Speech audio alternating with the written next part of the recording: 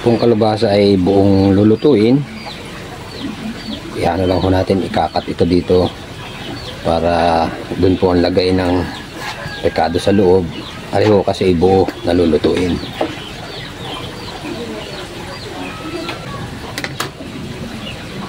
Ito guys, ayan. Tatanggalin po ang laman sa loob.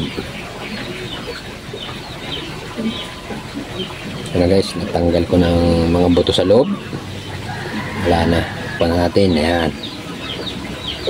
Una muna natin gagawin, aadobuhin muna natin yung manok. Simulan na natin ang pagluluto.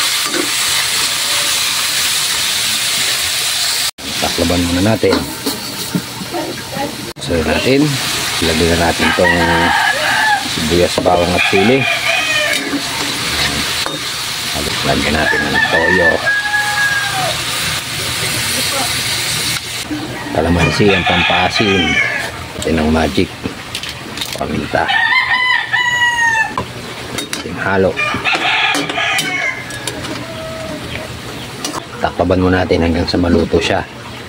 Then yan, luto na yan. Patay muna natin. Ahonin na natin yan. Ahon ng kasarola, tapos ilagay ng buo. Dedikaduhan na natin. Lagyan muna natin ng pangalawang gata sa labas. Konti lang. Meron pa kasi tayong unang gata. Buksan natin.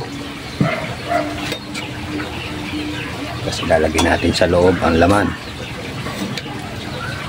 Ating inadobong manok.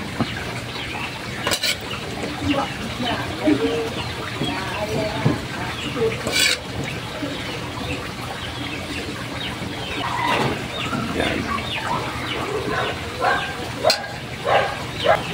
Takluban na natin.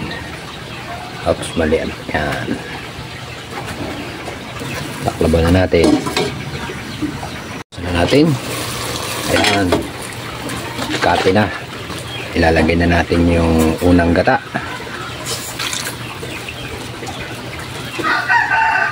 Tapos ilalagay na natin yung natirang adobong manok sa labas. Yan.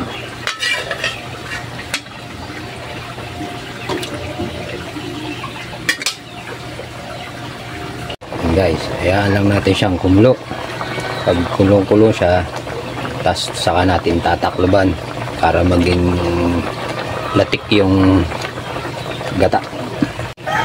Lagyan natin siya ng magic, ng palasa. Yan. Tapos may paminta na yan, asin.